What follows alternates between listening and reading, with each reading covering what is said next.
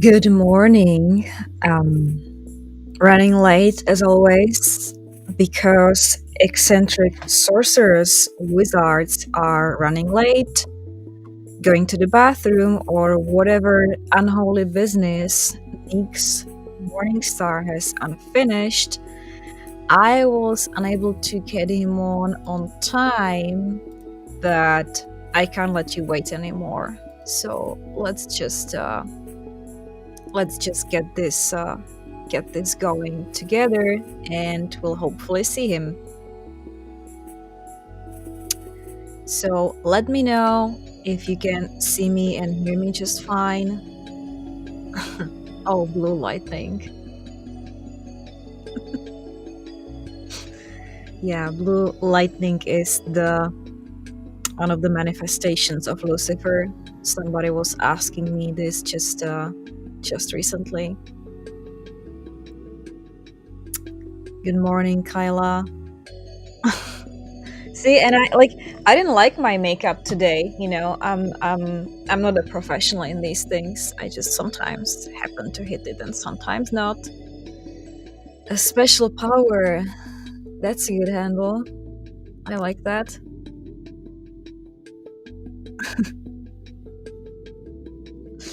And thank you, Ancient Prince of Thaumiel. Yes, I've hit it to 1,000 subscribers, which is a small step for humanity, but a big step for me. I'm right now waiting to get enough view hours. So if you haven't watched any of the older stuff, go watch it this month. It will pile up, and then YouTube will consider me as a partner. Hey, Henry. So, what we have going for today, if he indeed shows up, is Nyx Morningstar, conjure actor, root worker, seer and channeler coming from a family bloodline, also professional magician for hire.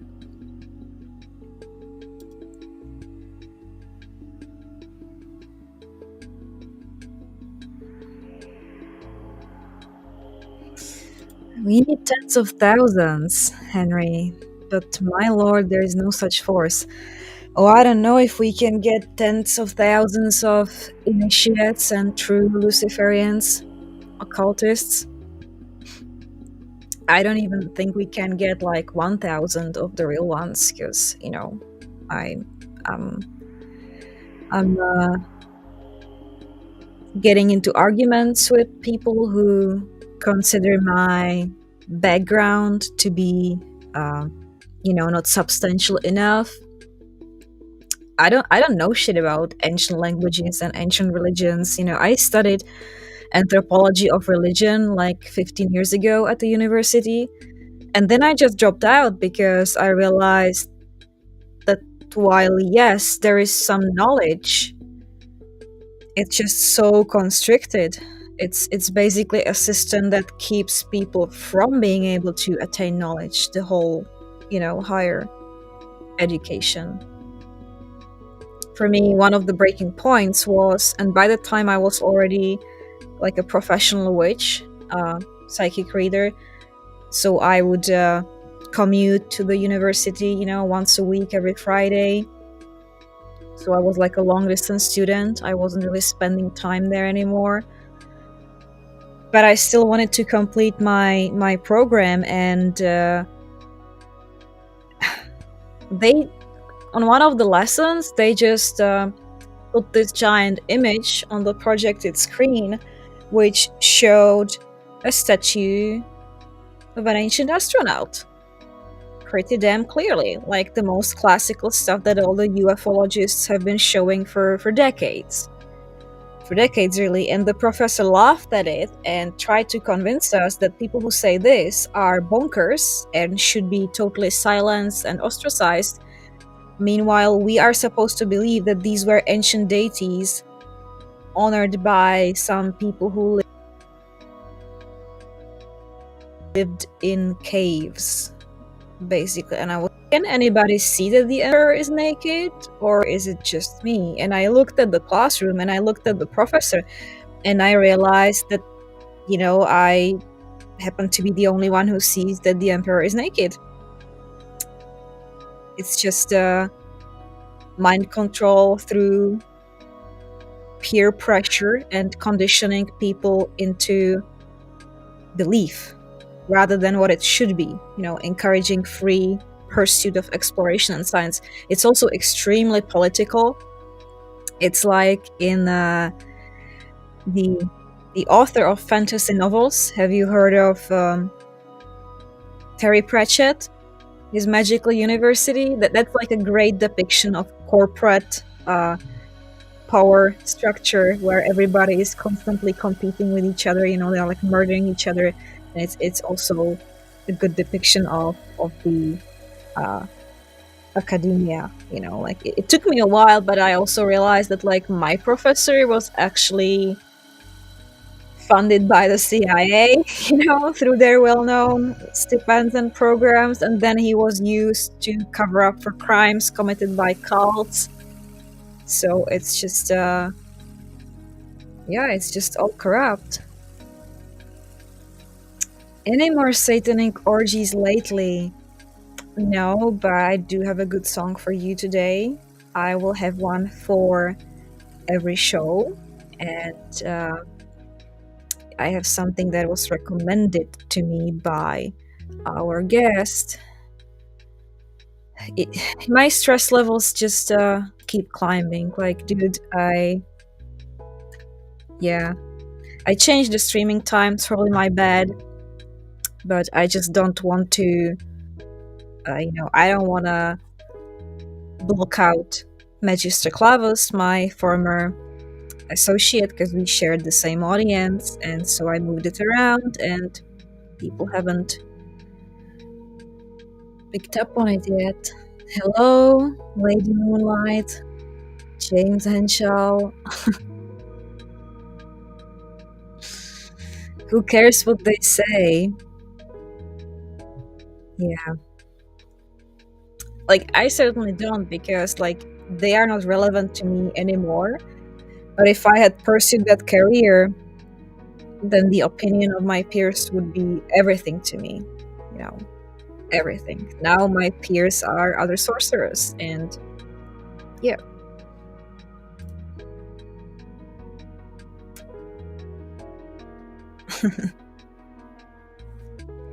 degrees in witchcraft.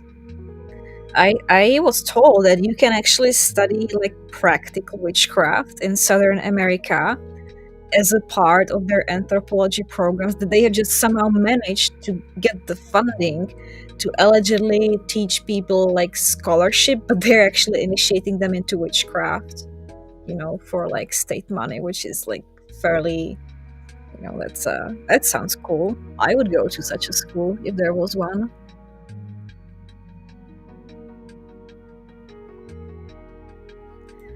The Lou break. No, it's my bad. I just played around with the screen time, and he's been running errands.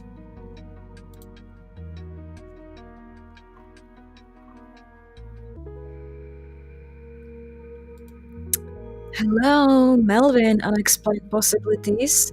Uh, great show host into paranormal stuff. Go check out his channel. He's just very enjoyable and very magical, even though he doesn't think he is. I think Nyx is just running around the house. Hello, Lucille. I don't know how many degrees are there in like witchcraft. I guess that would depend on any particular tradition. Gardnerians have 3, but it's like with the Masons. They get so many of them, and then you learn that actually it's like all fake. That it only starts at the 33rd degree, and that they will run you through the first 32 degrees during one weekend. So it's constantly changing.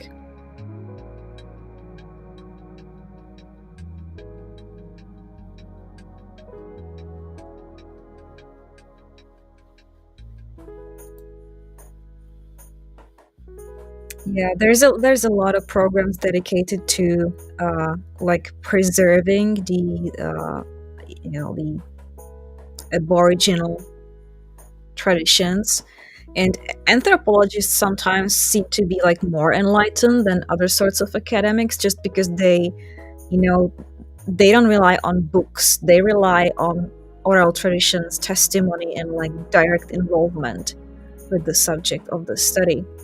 But then many have realized, so there's been like a lot of people actually who went to study shamanic traditions and cultures, and they ended up becoming shaman, and then they just like disengaged from the whole western culture that they were raised with. So it's just you can't really stand on both sides of that bridge, I don't think so.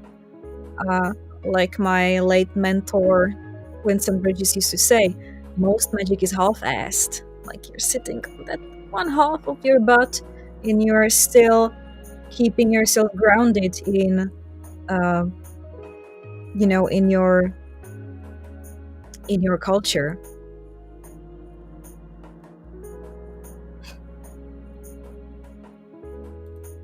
Okay, well, here we go about black magic. Mango Juice has something going on. Really in the mood to fuck somebody up. I will be talking on Monday on justice and baneful magic, soon becoming my favorite subject. So you're plotting vengeance against someone, I'm getting. It's not nice of you, Mango Juice, but I can sympathize. See, thing with vengeance is that you can perform it in cold blood or in hot blood.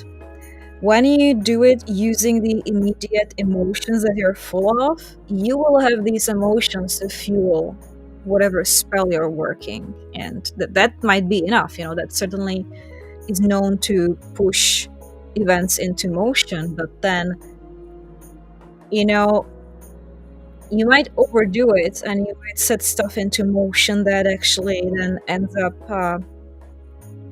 biting you in the butt. Just saying, you're not the most objective person now in the situation. So that's one way to do it, like with the raw force of negative emotions. The hurt, pain, the hate, all that stuff. It's actually pretty easy to manifest something with that.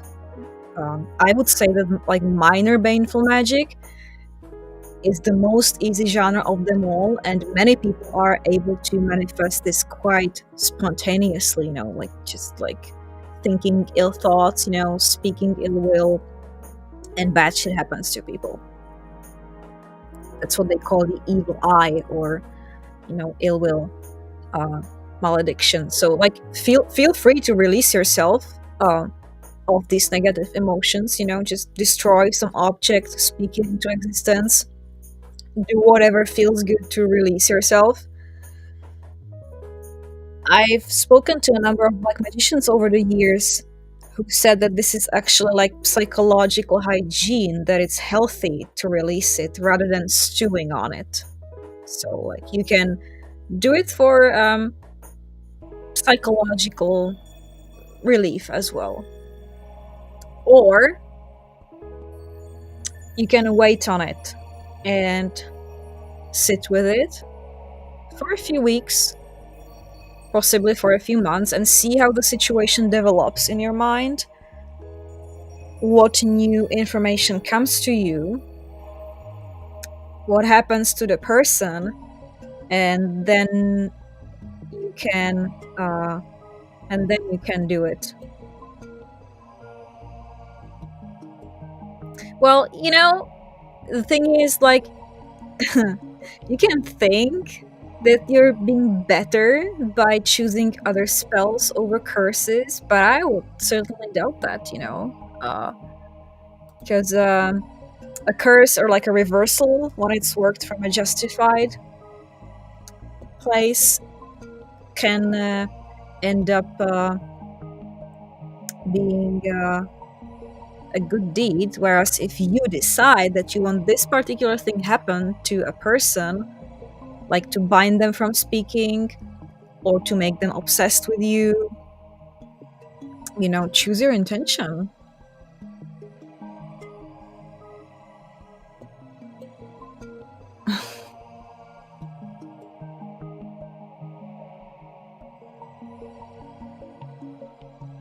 Okay.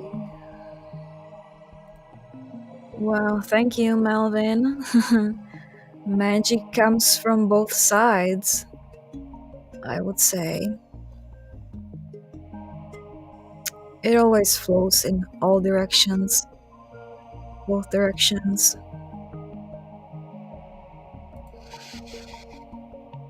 Talmiel wants to establish a temple of Moloch. Yeah, perhaps that is your vocation.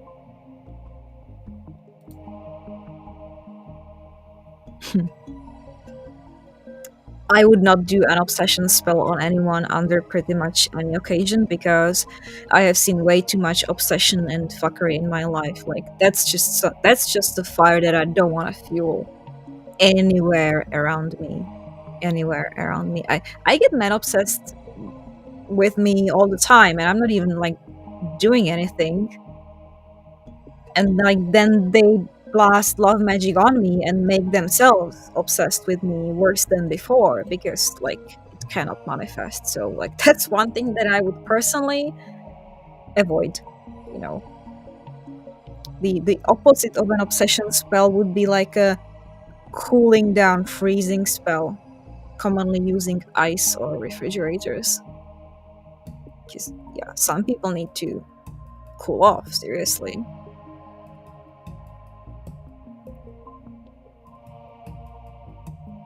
In the end, you might get what you ask, or something else, or something else. So, okay, Nyx is getting ready. Nice. Yeah, my bad. I messed with the streaming times. I have had this silencing spell done on me too. You know, it's people traditionally do this to like stop gossip, slander, but what if you end up binding the tongues of innocent people who just want to speak their truth? Like, then you're actually putting an unjustified binding on them, and it will keep them quiet for a while if you do it well, but then it will just blow up like that much worse. I've seen this happen.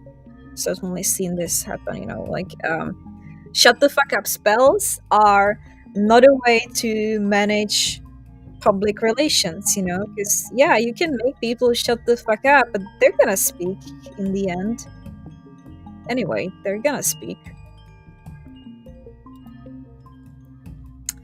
Cutting cords between an abuser and a victim who doesn't realize the situation. Be patient and keep at it, Lady Moonlight. My best friend back in Prague, my associate Vanessa, she had a friend who kind of inherited her abusive boyfriend. He went from one to another. So Vanessa knew very well what this man was like, and she was constantly worried about this lady that he hooked up with. Tried to offer her help, didn't really work. Then she saw her like with like legit bruises, beat up. So she put the request to liberate this lady from her abusive boyfriend into her pact with Lilith. And what happened is that through some coincidence, the protection spells that Vanessa had over her friend were destroyed, and the spirits commanded them to be destroyed. So, with like utmost concern, we have seen those spells being destroyed, and we destroy the rest of them, knowing full well that, once her protection is destroyed, he's gonna really turn on her like badly, and that's exactly what happened. He beat her up, and she finally left, got a restraining order and liberated herself. That's the problem with these situations, because You want to protect the victim, the woman, from worse, so you put protections on her, but like these protections might actually be keeping the situation going. The situation will have to escalate in some way, some way, shape, or form, and people got free will. And unfortunately, very often they don't decide to act until things get pretty bad. So, in these cases, I think the key is just patience and persistence. Just keep working magic on it. It's gonna work at some point, but it might not be weeks or just even a few months. It might even be in years. I would keep protections on this person. Um, I would work white magic in these cases when there is like violence or danger of violence involved, because when you blast black magic on it and try to attack the bond between the two people, it might produce terrible side effects.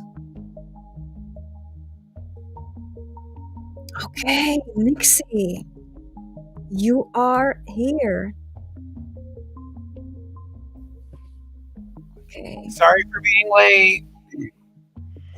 my bad, my bad. See, there is a question that might be from your um, neck of the woods. Uh, Okay. have you ever worked magic on like a case of domestic violence when somebody wants to protect someone from a bad relationship, cutting the cords between them, trying to overpower the abuser's magical powers and defenses? Yes, yes, I have. Tell us about it. Okay, well, for usually one of my main sources that I work with for cutting the cords, especially when it's coming from abuse and everything of that nature. Well, I have two. I will work with Lilith to do the cord cutting and everything, and for protection and protecting against the abuser, I would call on Pazuzu. Yeah, those are definitely powerful deities. I can feel that. Especially because if someone is being abusive, it means that that person has something over the person being abused. It always works best when you are approached by the person most directly involved. When it's somebody else pleading for them, petitioning for them, then it's kind of it's more difficult because the target is not cooperating, or you are actually working against their will or without their knowledge. But see, some people need the help Yeah. and they would never approve of the use of magic, for example, because they're Christians. And then you can be approached by their relatives or loved ones. Kyla says you can't alter people's will. It may work for a moment, but that shit is messy. I don't recommend. That's a gray area. I mean, okay. Can you mess with people's will? Yes. Yes, you can mess with people's will. Is it messy? It is messy. You know what I mean? And is it something that if it's something that you're continually working on, does it have to be continually worked on till whatever cause you're looking for is done? Then yeah, but you know what I mean? Like I won't say that like you can't, because that's the thing about magic is with magic there's no such thing as can't. It's true. It's true. And it's like also what the IT guys say, there is no unbreakable defense. You can break through any kind of defense. It's just a question of uh, technology. Exactly. And with every defense there always is a weak point to that defense. There always is some open you're able to break it through, regardless of whatever the defense is made out of. And also, a great But point. We're talking here about casting magic, but some of us have been on the receiving end of all kinds of like spells, bindings to silence us, to make us inflamed with lust, to return to someone, call someone, leave someone alone. It goes on and on and on. yeah, So yeah, that's it gives you a different perspective in life. But you know what? You learn a lot from from fighting this magic. Like you learn how it works actually by experiencing it, and then Exactly. maybe you can become good at it eventually. Be the person who's known for breaking people's wills. You'll have everybody will like treat you like you have the plague. They'll like keep, but So there's a bad boy advice for you all. Nyx Morningstar says, "Be the badass, so people won't mess with you." exactly. Because the reality of it is, coming from the left hand path and everything like that, we all know it's not a friendly path. You know what I mean? And we No, all no, know you do have a point. I mean, I wouldn't have been a constant uh, target of magic if I wasn't, on the left hand path. exactly. See, You like know, the white magicians, they're mostly too scared and too hypocrite to really do magic on you, like to sway you or influence you. They'll do some stuff which might end up influencing you, but the black magicians, they will go straight for the kill. So you need to know how to exactly. face this. And people who just like the white magics and everything like that too, you know what I mean? They have a list of rules and everything that they believe that their magic doesn't do this and their magic can't do that. And it's impossible for magic to do this. And you have everybody else who's like, really? Because there's stories from my grandmama that, Yeah, it's true. I mean, it's your practice is rooted in ancestral tradition, yeah, as is mine, like in a different way. Uh, I talk about the past and like past lives a whole lot, and a lot of the stuff that people say about like morals and magic, it doesn't hold up to any kind of scrutiny. no, it doesn't. The most superficial glance at history is gonna tell you that there's like there has been wells dug up by archaeologists from ancient Greek era which are full of curses. Imagine a well that is full of these, you know, pieces of metal and stones where people cast curses Yeah, on it. It's a good. I think it's also a good. Uh, it would be a great spin like for a horror movie or a story. They dig up this well, unleash the ancient curses. Now, what's gonna happen to all the people who are now reincarnated and now like these ancient curses have been released from existence? It was made into an internet meme. This discovery. yeah. Archaeologists don't know what to do with the well full of ancient curses, and public opinion was, how about leave it alone?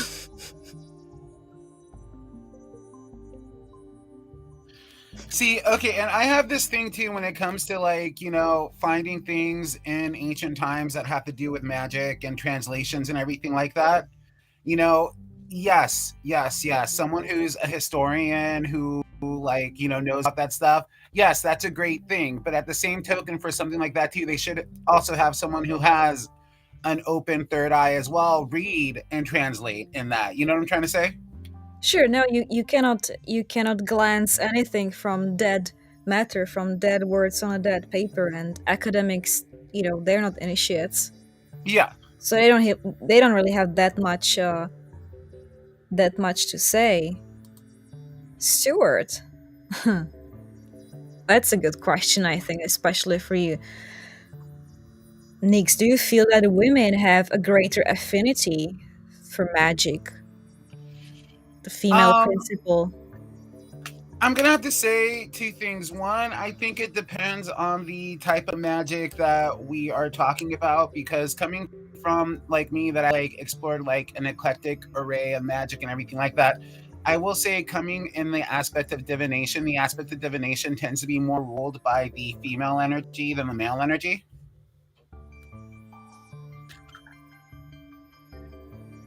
Yeah. As where if you look at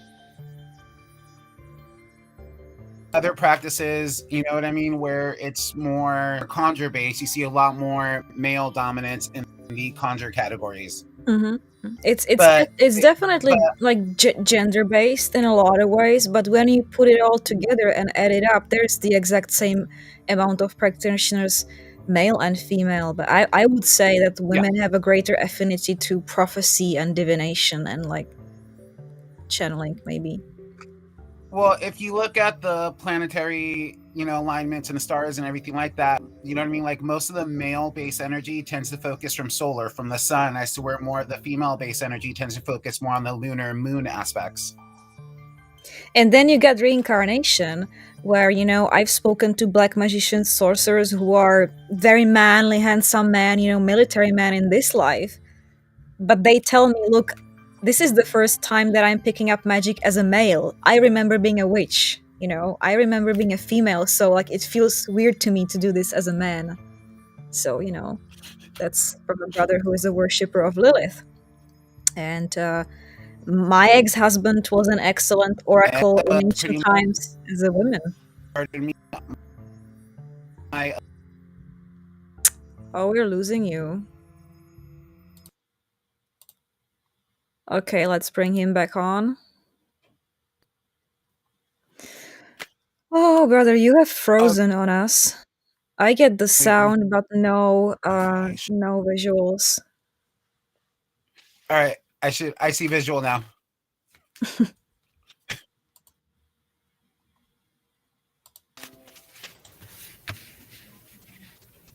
No, but as I was saying, like what you said about Lilith, Lilith was one who also started me on my left hand path journey as well.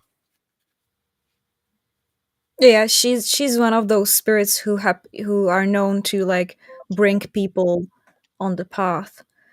Oh, we're getting bad news here. The sound is cutting off. Yeah, we just No, that's got it all terrible. back. No, I think we're back. Okay.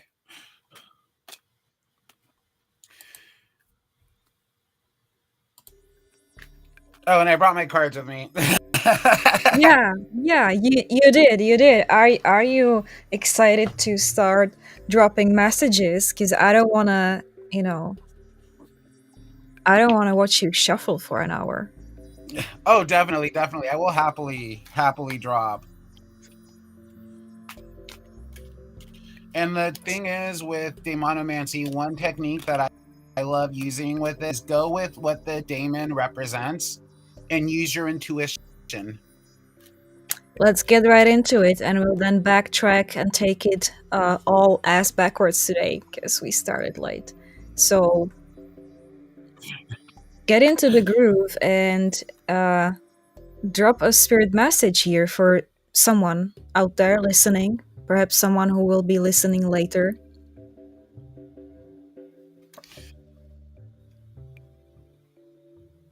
Well, I pulled out breath. Can't see. Okay, you can see it right there. And breath pretty much like signifies that a harmonious change is going to be coming through, and things are going to be the changes are going to be coming into our favor, but it's not going to be an abrupt like hit of a change, but it's going to be smooth and easy, A sequence, yeah, I can feel and it. it's going to be Like beneficial, of like a course. river that is picking up on speed gradually.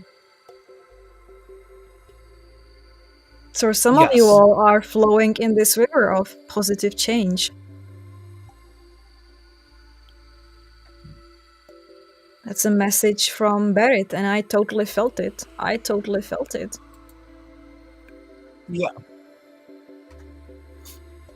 Well, the thing is, positive changes coming through because, with the way things were going, what I mean, in the community and, everything of that nature, so to speak, there has been, and, what I mean, there still is some shenanigans that's going on. Things that be going on, people are taking things on a public level that really shouldn't be taken on a public level as far as magic, because the reality of it is personal disputes, people's fights, etc., etc. You know, you have all these occultists who are like blasting it out and making it like some type of like scripted wrestling match from like WWE or I whatever, love saying, the scripted wrestling match. I saw a blah great blah. meme about that. A great meme, and it had this caption. You know back in the day when it was revealed that professional wrestling is all scripted, and the fans didn't care and watched it anyway.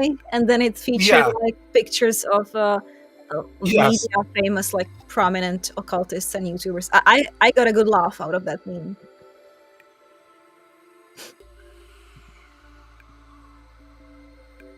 I have to say that is a good meme. That well, I mean, I haven't seen the meme, but that would be a good. I would love to see.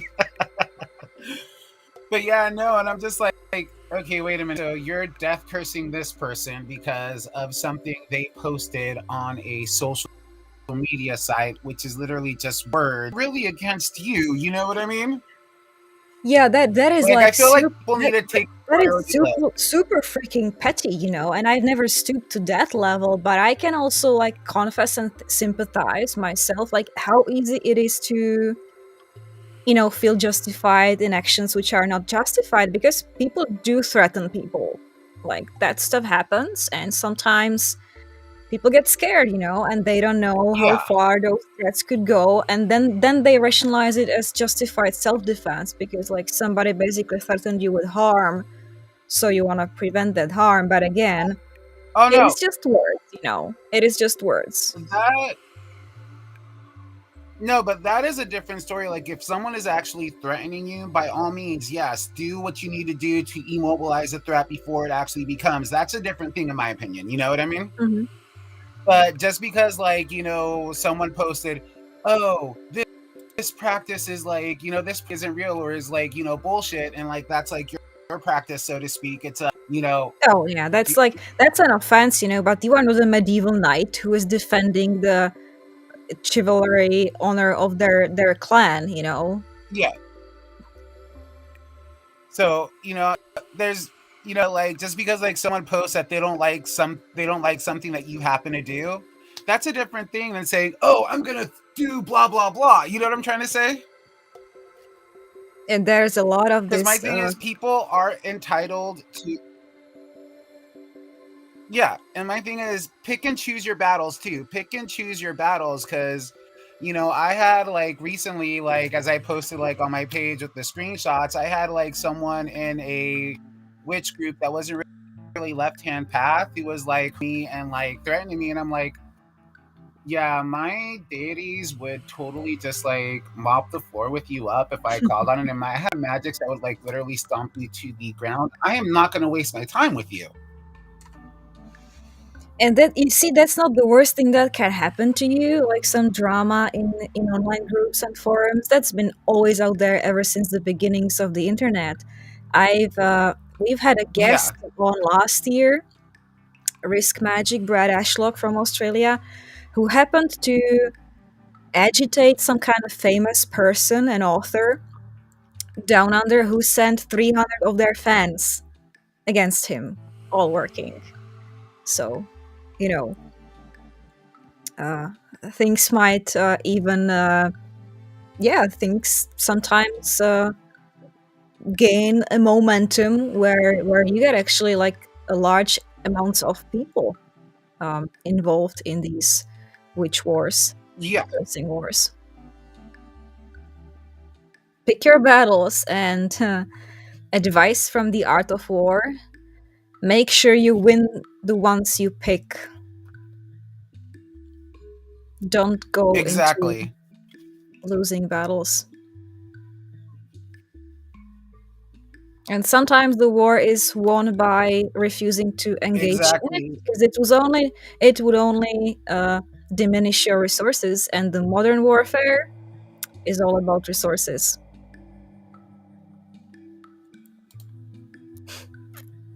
Nice cultural remark here And from that's kind of like languages. what I do as let me see. Hold on, wait. In Russia, witches don't care about no justification. Do what you gotta do on Saturday, Saturday, then I church on mean, Sunday. yeah, See, they okay. do, and they Um, do it, and they do it I can't. astrologically.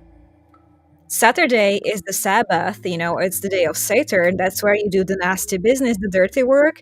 Sunday is holy in Voodoo, and I believe also in Santeria. That's where the good God is honored, who is distant but still Yeah. there. So that's where you release yourself from sins, when you do charity and when you do the good karma.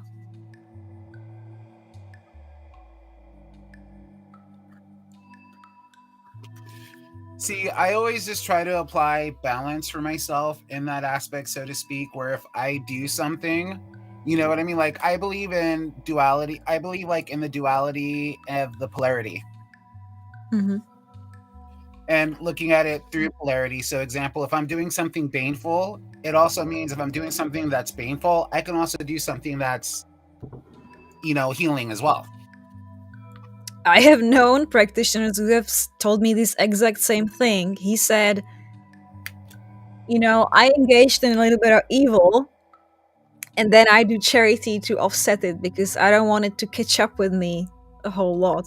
So some people really work the both hand path, and I do it as well. Actually, like just recently, I was posting about some archangel came to me and said, and I'm like literally quoting Nora, "You have run out of your karmic credit, and you cannot do any more black magic this month until the end of February." And I'm like, "Whoa, I didn't know I saw, like credits and it renews every month. So okay, I'm not gonna do any more on February, but I can start doing it all over again in March." right? It's Personally. like, okay, I already reached my February cap now. It's only February 2nd, but I reached my February. Yeah, I hit the quota, man. I hit the quota, and Lucifer just doesn't want me to aggravate the archangel. So like when I work on somebody, and then Metatron comes and says they've had enough, like stop this, drop this now. I gotta drop the knife because I don't want to aggravate Metatron, and by doing so, also Lucifer, our Lord. So Yeah. See, for me, I've never encountered or worked with, Metatron or any of the like other angels, so to speak, of that aspect. So, I haven't had any of those messages yet myself. this is very sinister. That's like the sinister path. You can't be good all the time. Sometimes they do baneful magic on purpose to balance themselves. That's interesting. I haven't seen an enlightened white magician do this. But like the legends speak of it. The legends about the ancient tantrics in India, they do speak of these sages who would then, create a storm, like kill a bunch of people because they were enlightened. See, for me though, on that aspect, so to speak, mango juice, if I'm just gonna like say my opinion on there, I don't believe in I don't believe that, a person is a baneful person as a person or a good person as a person, so to speak. And it's also like, as well as in practices, I think when we're doing our practices, you know what I mean, as people and everything like that, we're making the best decisions that we can do with what's given to us at the time. Exactly. And a lot of times you don't know the whole picture, you don't know the whole picture. Exactly. And like you know what I mean, like you, Nora, like you were a target yourself, and me, I've been targeted myself as well quite a few times, maybe even so currently right now too, you know what I mean. Someone's hero is someone else's villain. Oh, absolutely. Just look at current news, warfare. That's Yeah, you can see it so clearly. You know, and then when you kill 3 people, you're a serial killer, but when you kill 7,000, you're a hero. exactly. So that's So the question is it the actions themselves that are, you know what I mean, evil, if you could do the same actions for good or evil, or is it like something else beyond that? Is it a perception that makes it good or evil?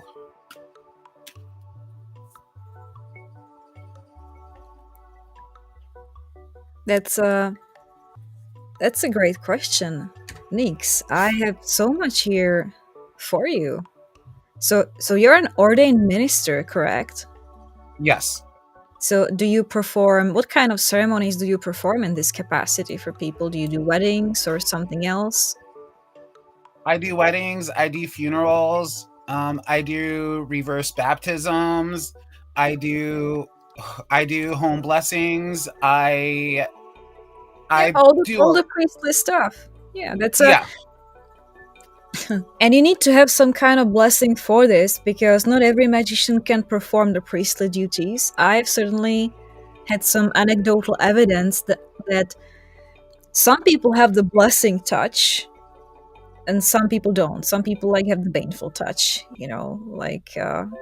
one black magician told me that he married a bunch of people, like they requested him to do the wedding ceremony for them, and then all those couples ended up pretty badly. So all the couples that I have blessed, all the homes and the children, they are doing fine. So not every magician is a priest. Some have the baneful touch rather than the Well, blessed touch.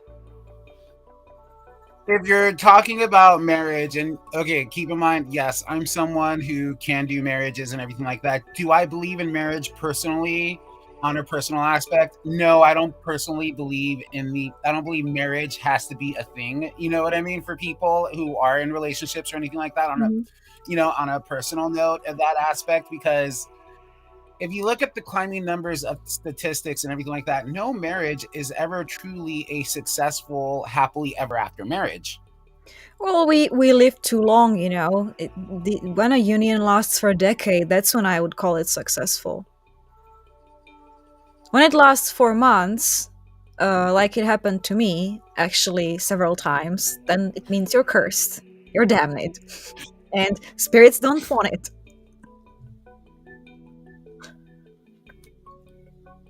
Well, I totally get that. I have not had any long term success on my own either.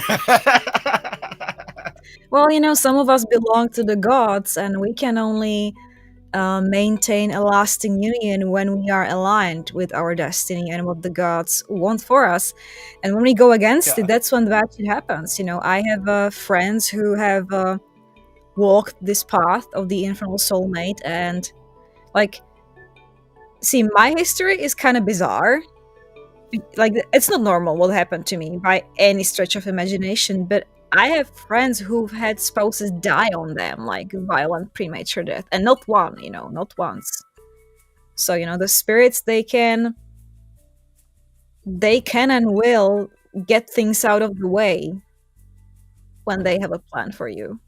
exactly, exactly. I truly believe that too, especially in my own experiences, because one of the spirits that I do work with, one of the demons, basically who I do have like a strong bond connection with and everything like that, basically pretty much told me after like one of my previous relationships like had ended, basically told me straight out that, you know, you're never going to be happy in a relationship until the one who is meant to cross your path will cross your path. And I'm just like, I don't even believe that would exist. Can I just like be happy now? Or be happy alone, right? Just have Exactly. some motherfucking peace. I would take it. I've been told similar things by spirits, like worse, actually, worse. Yeah. There's some great remarks here. Scarlet Veils. By the way, welcome. That's our next guest for Saturday. If you're rolling with the punches instead of trying to control the changes that spirits make for you, then you are winning. So go roll with the punches. Don't try to fight I them. I love Scarlet, by the way. I love Scarlet. Scarlet is like one of the most amazing She's practitioners badass. I have ever met. She's one of the few practitioners that I know who actually has an understanding of psychology, and that actually is something that I feel like a majority of practitioners should have under their belt. Yeah, Maybe not. we're gonna talk about the shadow self and therapy and all that good stuff. Uh, the reverse baptism. That's something interesting. Do you have any idea where this concept even comes from? It's historical, right? Because people were Yeah. trying to reverse their baptism as apostates to become Well, apostates, or they were. The thing is with a reverse baptism, pretty much it's, you know what I mean, the ceremonial purpose of denouncing what you were baptized into before, because when starting a new path, starting a new practice and everything of that nature, you want to strip away any of those cords, any of those hooks from other spiritual practices, from other religions, etc., etc., etc., even people who have put their spiritual hooks on you. Is this the same thing as the denunciation spell that you're offering? I noticed. It's very similar, very similar. The denunciation is more just along the lines of the okay, I made an oath and I want to like free myself from that oath, and that's where the Oh, denunciation would come yeah. into That, play. that's a, that's a very useful service, by the way. Highly recommend it, and it shows that Nyx has a great understanding and command of like the karmic forces, because being bound by oaths, covenants that you've made in this life, in previous lives, it's great to have some kind of tool, some kind of ritual to unbind yourself from it, because like you might be bound to duties which are totally no longer relevant, to keep secrets, defend your brothers, take care of somebody you have sworn them, eternal love, and it just keeps piling up. And then at some point, there just might be too much of it. One of the good, well known examples would be the oaths of chastity and poverty and obedience that you would make if you went to a convent. Yeah, So, like, those might be then blocking you from attaining a lot in this life. And then we have satanic baptism for an adult. For an adult. I think that could be like a great and very empowering ceremony for you, especially for you to receive it from like your husband, who is like your high priest, and also, yeah, he's like your master in like the role play dimension of things. So that would be a perfect person, I think, to receive it from, and especially for him to like embody Satan, the horned god. Perhaps like with the ritual costume, or I don't know if you practice possession and channeling. I can totally see it. Like, I can totally see this. I do. I myself practice possession and channeling of myself, so I that would be something that I would definitely see in the future coming up in my line. Yes. Yeah, baptism into darkness, infernal baptism. God, I think I did something like that to myself as a teenager, like some improvised, blasphemous Catholic rite. But it's so long ago that I don't remember. But I know that I did something like that because I can feel it. I can feel it. See, for me with mine, when I did my right and everything like that, I literally had a, it was literally from after I experienced a near death or a death experience, if you want to call it that. And that's when I actually saw and encountered Lilith for the first time ever. And she gave me the message that she gave me, and I like when I like like got out of it and everything like that. I'm like, okay, that was just a weird, freaky dream, and I was just placing it as a dream. So you've And been through several incidents of near death. yeah, Can you tell us something about it? basically the most serious case that happened, I was in a comatose state for 4 days.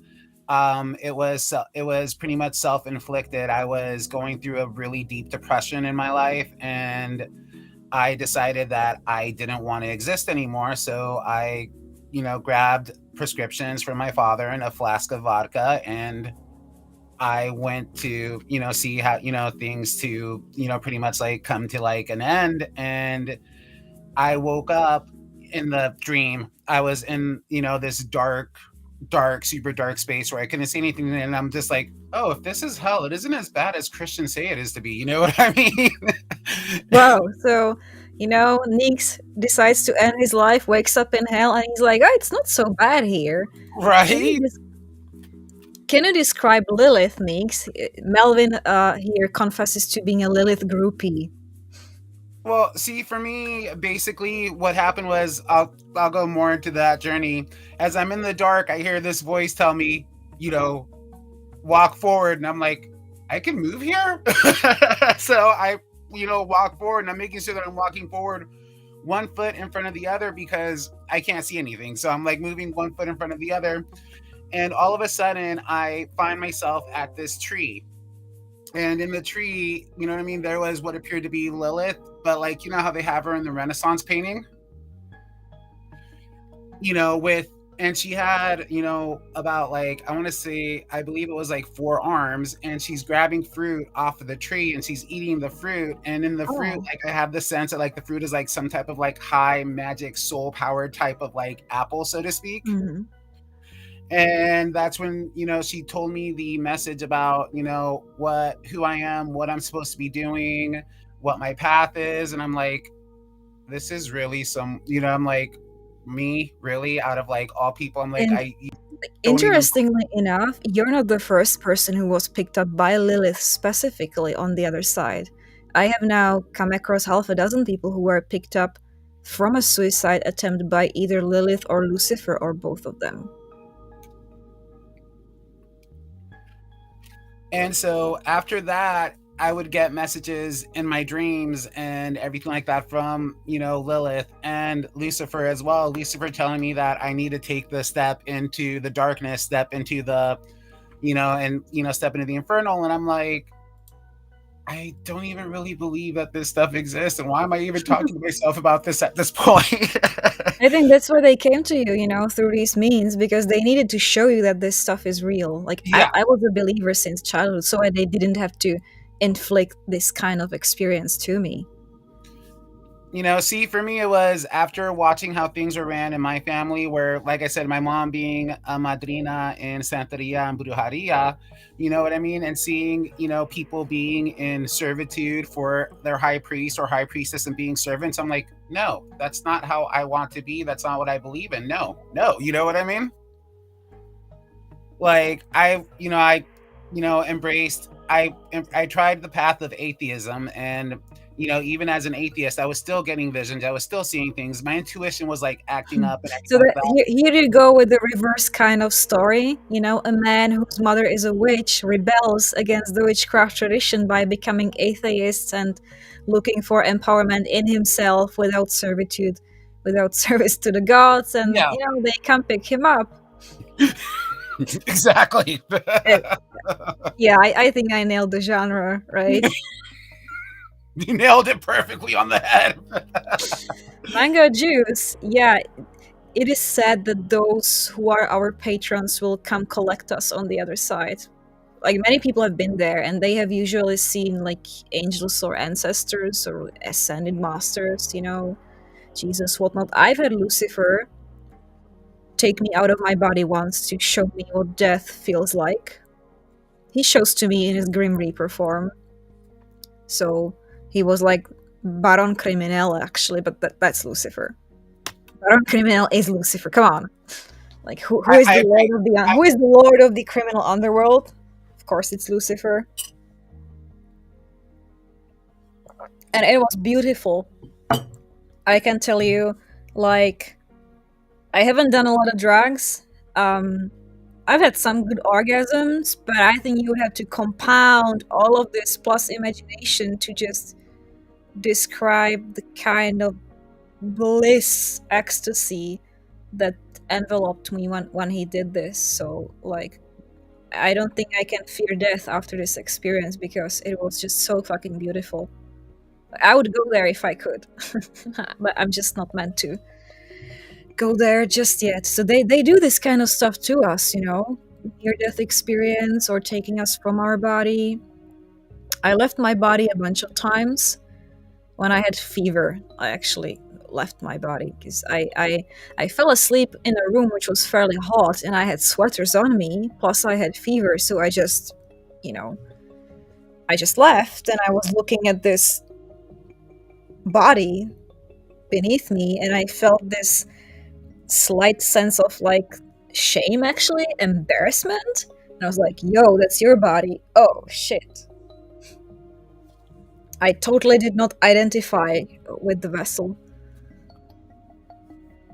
Just that's And not that's what the we thing, are. like our bodies, I feel a lot of people hold a bit of permanency to them, so to speak, as their like identity, but what's inside your body is entirely different. There is a first death and a second death in necromantic traditions. Indeed.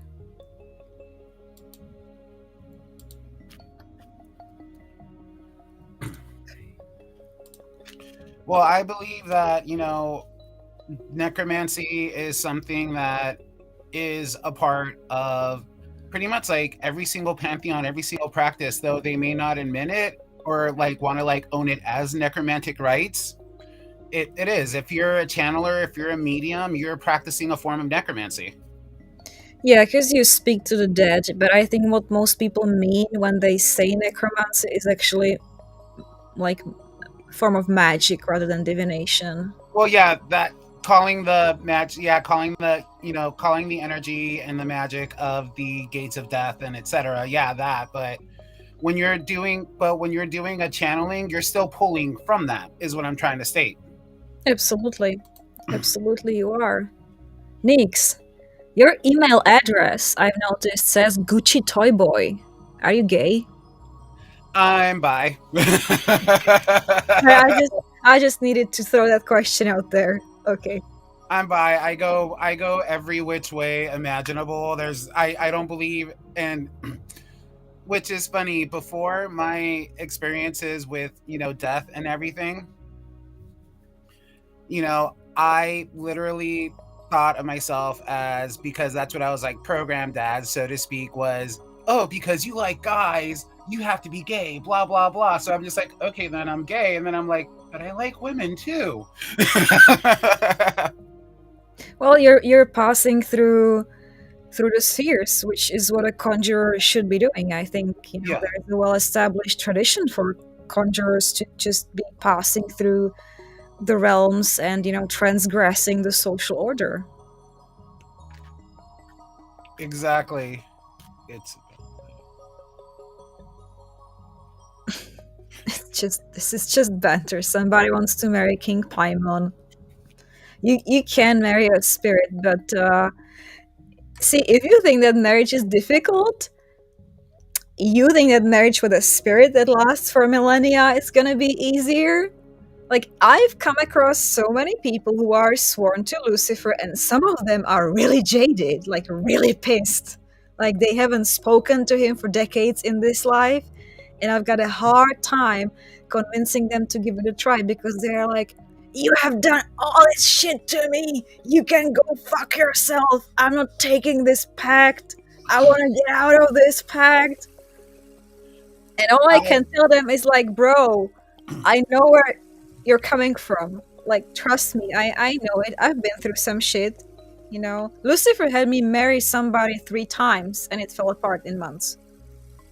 Well, Like, and here's what people don't get to when it comes to God spousing. When it comes to God spousing, it's not that, you know what I mean? Like God spousing, you know what I mean? God spousing, so to speak. God, I'm trying to get the words together. All right. With God spousing, if you think regular spousing is difficult, with God spousing, there's so much more, because not only does it affect your spiritual, but it affects your physical life as well. It affects your actual physical date life, believe it or not, too. oh, it does absolutely. That's what my friends have found out. Who have these covenants. Like, they will. Just one anecdote from my life from recent years. I was on a date with this strapping young lad who had it all together, handsome, charismatic. He was a druid. He had money, good job. Made me a serious offer. I've actually been offered by a number of serious offers from suitable men.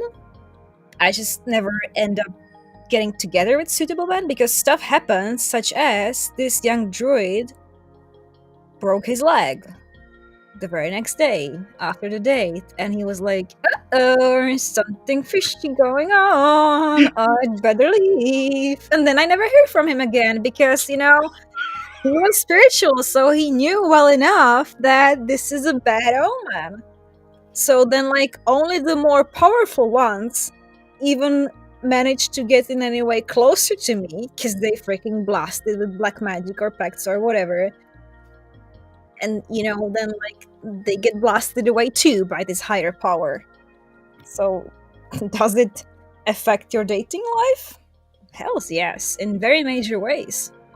And Kayla, if I can answer Kayla's question real fast, in my opinion, Kayla, with the like, marrying a spirit and going for to be possible to marry a human.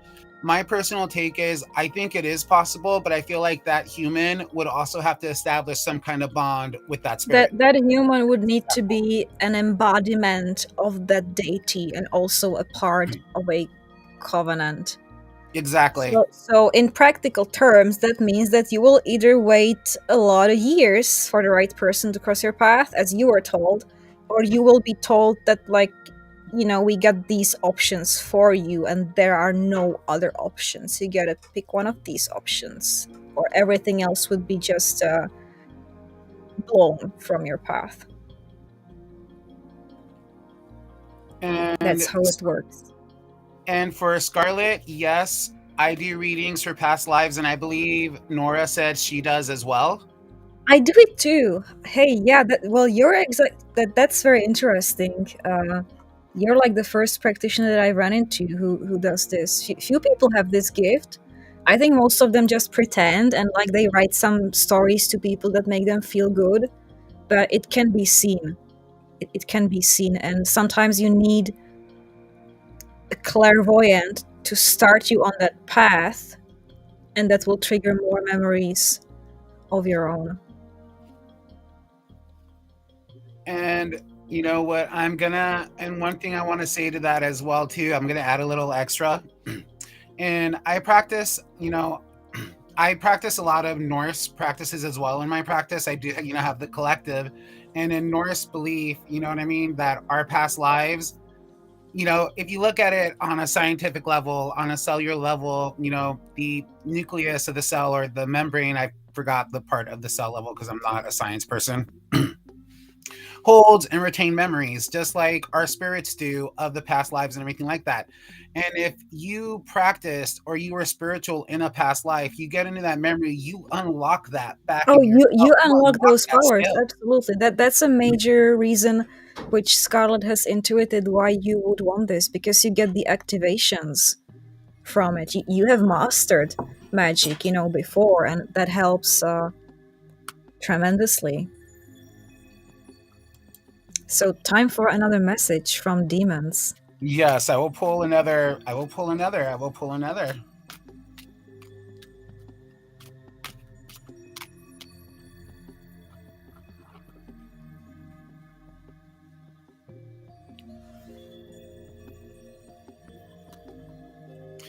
All right, and we got shocks. And shocks is pretty much one that says, currently right now there is a shroud and a cloud of confusion and not knowing and misunderstanding. Do not take any major steps or any major leaps until you're absolutely certain, until that cloud and that confusion has lifted, because then if you go without knowing, if you just go in blindly right now, you're going to fall into a major mess up. Oh, wow. So, that's more of a warning Yeah, sign. more of a let the dust settle before you make a move. Yeah, yeah. No, I'm not making any moves. There is a lot of dust around.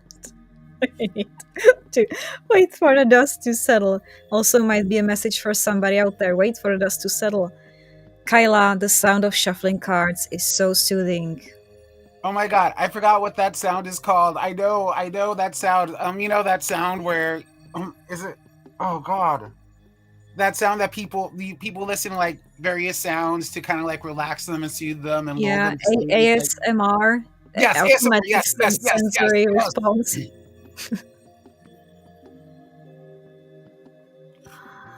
So I could easily see that being ASMR as well. Yeah, Thank you, Mango. Thank you.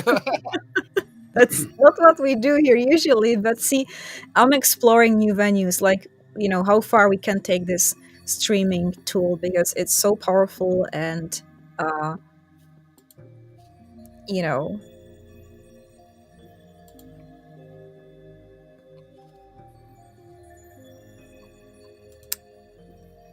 Okay, this is an interesting one, although not really easy to answer. See, for discovering your past lives and your connections to certain spirits, I think you should look up somebody nearby who can give you like a full hypnotic regression. If you're Yeah. capable of it, if you don't fear it, find some practitioner and try it out. It's way like safer and better if you have somebody to guide you through it, so that you can process any kind of traumatic experience, possibly.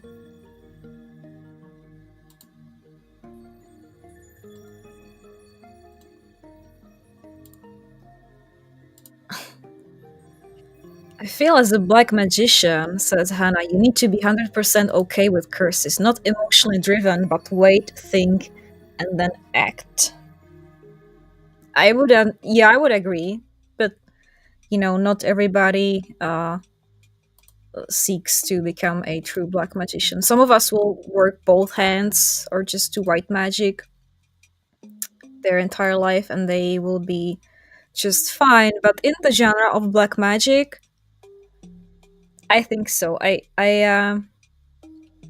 know that from my personal path, it was a bit of a turning point in like really embracing the black magician in me to do something out of not out of immediate emotional response, but just because like you've decided that this needs to be done.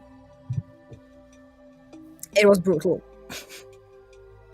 For me, my personal take on that is, I get where people come up with the aspect of black magic and white magic and et cetera. But, you know, from what was given to me, you know what I mean? Like from, Lilith and everything like that, was there was a time when magic was just one. It didn't have all the separate titles, all the different color labels, it literally was just one source that did.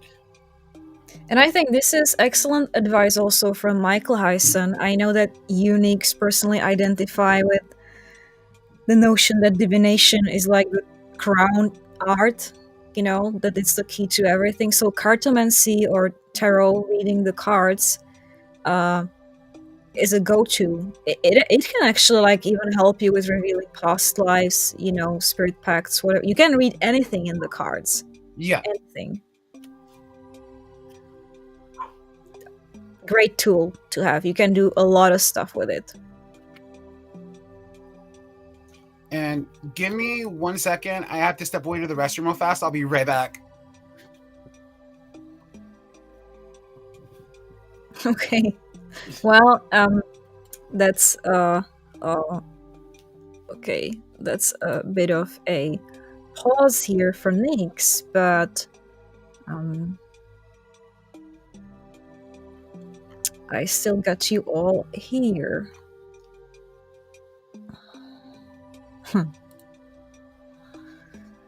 Yes, Melvin. No, everybody has a past life, but some people are blocked from seeing it because they have bound themselves and they have decided on their own that they don't want to see it. So I won't be able to scry it for them because they are not really aligned with the intention of these things being known. I have come across this a bunch of times with powerful people who just had put some kind of binding on themselves in the past that certain things will not be revealed to them until a certain event happens or until certain circumstances fall into place, and then I can't get past it. Or they're just like so emotionally distraught by the prospect of truth that I can't get over their emotional trauma. Like I can't break the wall by force for them. They need to go there themselves. But this is like, I would say this is 20% of cases. For 80% of cases, people are aligned in the inside with this intention to know and to see, and it flows, it bubbles to the surface like fairly effortlessly. uh Give me a few days, I hope. Like I am very very soon to putting out there an offering of my services. There's going to be four services to begin with: a live consultation and some pre-recorded readings, some traditional cartomancy from old Europe, from Eastern Europe, and also the past life readings, which are quite unique. Few people do that, and then I will add more. But See, this should I be coming in love really week. traditional cartomancy with the playing cards. Hmm. Me too.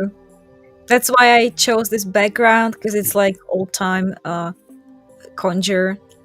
You know, I, Yes. I I love playing cards. You know, there's just like so much magic to it, so much history. I don't do tarot actually in my like professional spiritual practice. I don't use tarot anymore. See, the only thing that has me going with the traditional tarot aspect, so to speak, is the fact of, a lot of clients for some reason will not deem any other form of divination as divination unless it's tarot. You know what I mean?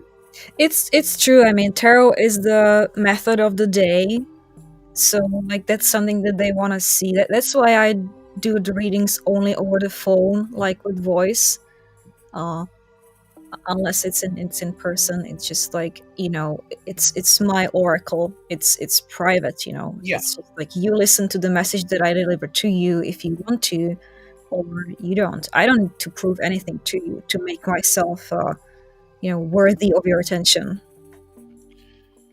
And Scarlett says she likes the bones, and Michael Hyson says doing cartomancy before performing curses allows one to view the correct root working, and same goes for other rites. Michael, I have to agree with you there, but I wouldn't just limit it to cartomancy. I would limit it to any form of divination, and I wouldn't limit it to just curses, to any working being done as well for a person. I always like to do divination beforehand and Yeah, afterhand. that's how the traditional root workers and conjurers, that's what they all do. They will either consult a spirit or some kind of oracle to determine if this working should be done. They will be given an okay in 80-90% of cases, but this is how the magician makes sure that they will not rake up some massive karmic debt, by like Exactly. overstepping the boundaries. And I look at it too, like, let's say, like, you're not feeling well and you go to the doctor. If you tell the doctor, you know, hey, I have an earache, I need antibiotics for my ear, the doctor isn't just going to give you antibiotics because you said you have an earache. The doctor is going to check out your vitals and everything like Oh, that. absolutely. It is like a medical examination. Yeah, That's how I would treat all of my clients. I can't just take them by their word. That's exactly. why that's why I think that it's kind of problematic when people are allowed to put some service into a shopping cart online and just check out the shopping cart, because that's not how the real process works like. But I mean, some people do it. Michael Hyson has got a funny point. Actually, yes. Sometimes magicians will check with the spirits and the oracles to determine whether the client is not lying to them. They shouldn't. They shouldn't be doing it. I agree. But I mean, they do. They do. But like usually, you can tell the hysterical, deceitful types, and you need to ask them first if they are working with someone else already, like if they had magic performed on the situation, because you don't want to mess with somebody else's spells. You don't want this person to go behind your back to everyone else, work on the situation. There's rules for magic for hire, traditional rules. And for me, the best form of divination that I love, I absolutely love, and have a true, like, I just feel like at home and a true connection with, is pyromancy. Oh, so you scry into the fire, into the Yes. flame. Well, that's exciting. Just don't burn down the house. I almost did once. I almost did once. I know, yeah, that's why I'm saying. I mean, I've had flames like this high in my apartment in Prague, and then like the when I was handing over that apartment when I left Europe and moved out in July last year, the landlord was like, "Why is the ceiling black?" I'm like, "I like to burn incense," and he looked at it and like, "Incense? I like to burn a lot of incense. Yeah, no, I almost burned down the house in a bunch of rituals, you know.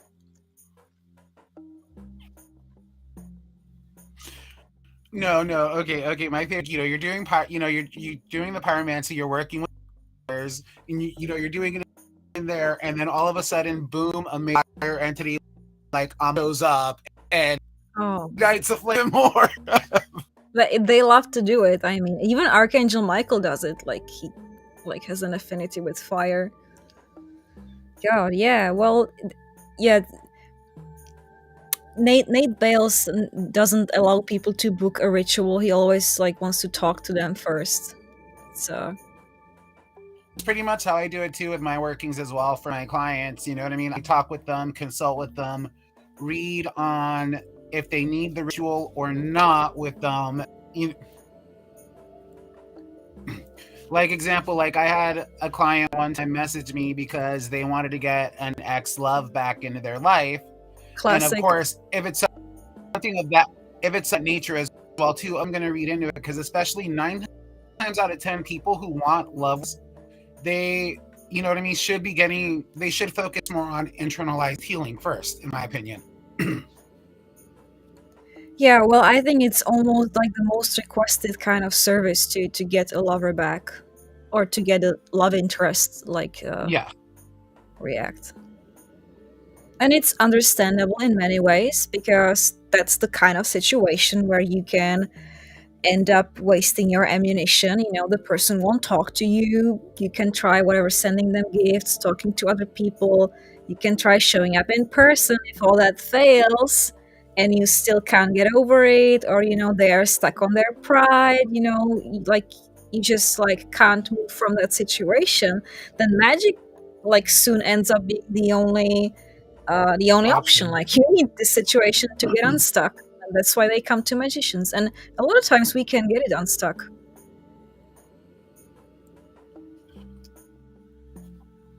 And like the thing with that too, people need to understand is when it comes to love workings and things like that, set the working out and just let it flow. If you keep on checking it, if you keep on, you know what I mean, like going on that Yeah, energy and everything like that, you're it's the most difficult piece of advice, and like where the clients are known to screw up the working. Just have to wait, and you know, waiting is difficult. it is, it is, it is.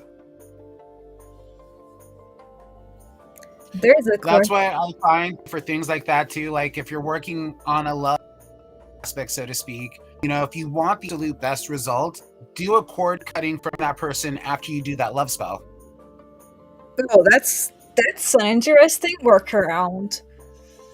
Well, Wow, because okay, that's an interesting because workaround. when you fell on that person, so to speak, okay, you're putting the think about that, being that person to feel about that. You know what I mean? But you do the disconnect from that person as well. They start developing that intense missing for that person. And The that's how the energy cords always go both ways. Uh, yeah, that's like one of the things that I've found out through experience, and through like some Russian magicians actually alerted me to this. Is like you should never be the one performing a breakup spell on a person if you want to gain that person for yourself, because they will feel subconsciously that this destruction of their life is coming from you. So like you are evoking this energy of destruction, you know, and perhaps their relationship is shitty, perhaps they even want out, but like you're doing this to them, and you want them to come to you and be loving to you, but you know those are opposing energies, so you need to wait on that. You need to wait on that, or possibly have somebody else do it, and you know, not interfere. It's just like sometimes people just, they just like don't want, they just like don't realize, you know, like you've broken up this person, they are screwed, they are fucking on rock bottom, they don't feel love, they don't want to hear about men or women or you. So like you remove the obstacle, but that like doesn't mean that, you know, things are gonna work out the way you're picturing it, right? exactly. Here's an interesting here's an interesting notion. Prices of magic for hire. See, I've checked out Nyx's offering. He's very affordable.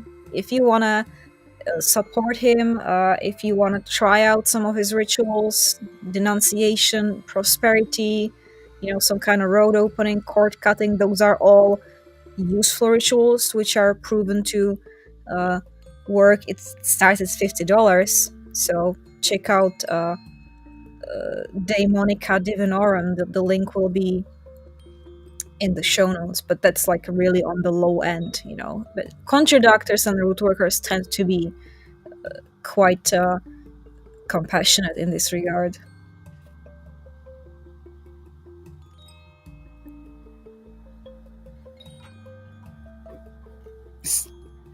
Stuart, there's one book that I would recommend for anybody starting on any occult path, because this particular book doesn't cater to one branch of the occult. It caters to the practice of Hermeticism. It's called the Kabbalion. And it goes through working of the 7 Hermetic principles. And those principles can be applied to any practice. Stuart, you are so hungry for knowledge. I've got like several comments here pinned from you. We cannot. Uh, Maybe you should book a consult, Stuart. I've got like legit 5 other comments here from you, so I'm gonna unsave it because it's not a personal consulting session here. We'll go on for a little bit further today because we started late and there's still a lot going on. I mean, Nix, you don't have any duties, right? No, I'm good. Yeah, thank you. Have you ever channeled Nyx, the ancient primordial deity, the goddess whose name you took? What can you tell us about her? Um, well, it's funny, when I, got the name Nyx for myself, I had no clue of the primordial goddess of the night. It literally happened on a spirit journey when I was trying to find my quote and unquote spirit name. And I abbreviated it to Nyx when I put it out on, you know what I mean? Not thinking that I Ah, wasn't, so you came across it randomly, basically. It was revealed yeah. to you through random occurrence. Well, that's so interesting. It And happens. if going with channeling, my personal belief is Nyx is an embodiment and a representation of the Dark Mother. Yeah, So, she's the original Dark Mother, the Dark Womb, yeah. from which Lucifer came. So like your name actually tells a story. So I would say yes to that. Have I like channeled and spoke, have I like had her speak through me for other people or whatever? No, but have I channeled the energy and received the messages from that for myself in my own life? Yes. And the working with her, I have to say, is a hard is not an easy working. There's a lot of chaos to the method, to the madness, so to speak. Scarlet has a point here. Some practitioners avoid love spells targeting a particular person altogether because they have seen too much bad stuff happens. People can get aggressive. Uh, yeah, they can become obsessed. I've seen everything from like impotence to acts of violence to, people just developing mental issues.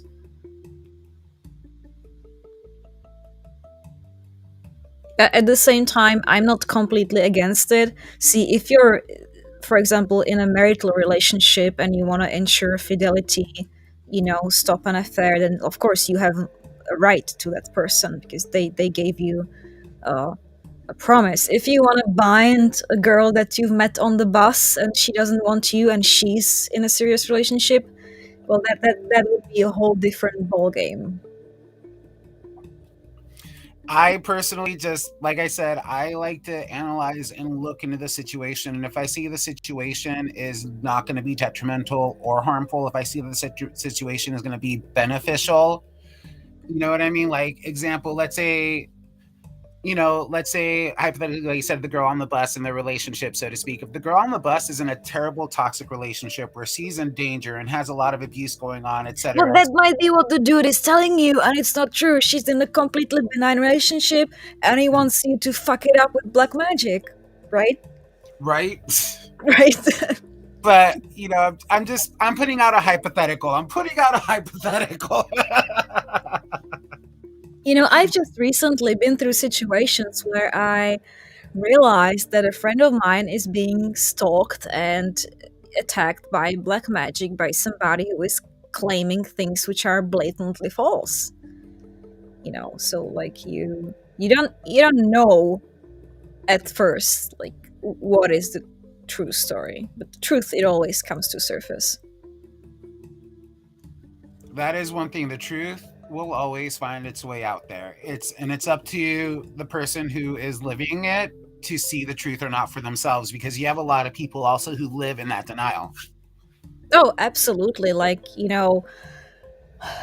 denial. Yeah, denial. It's a river in Egypt, I heard, or something.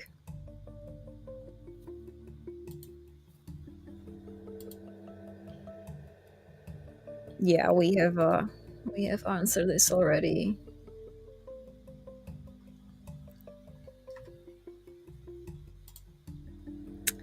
I think it's time for the third and the last oracle All right. from you.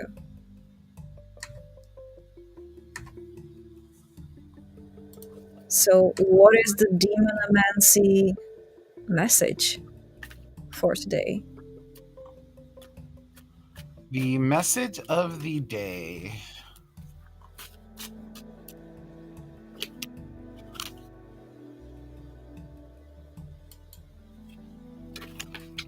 Of course, it has to come from one of my favorites. And I mean, I know everybody has their cautionary when it comes to dealing with Malthus, but Malthus has, and everyone says, don't trust Malthus. Malthus has never, you know what I mean, like steered me wrong. Malthus has never betrayed me. Malthus has never lied to me about anything, so to speak. Malthus has but also with Malthus, you approach Malthus a whole lot differently than you would approach, you know what I mean, or communicate with another entity. And so basically, Malthus is pretty much saying, things are going to be revealed, and you're actually going to find that you have a lot more supporters who are supporting you than what you thought you had. And a lot Yeah, more that people are on your side than you believe. that sounds great. So take it together with the previous two messages about this river that is slowly picking up with positive change. Don't Yeah. now, wait for the confusion and the dust to settle. And that's Demonomancy for you. If you want personal messages from demons, then Nyx can get them for you. Uh, I will be back with Scarlet Bales on Saturday, and it's 11 Eastern. It's 11 Eastern. I moved to the East Coast, so this is New York City time. It starts 3 hours earlier than we're used to. Scarlet is gonna wake up See, early for that's us. where I had the mess up. That's where I had the mess up. Yeah, it's my fault. I get kind of screwed, and then I screwed all of us.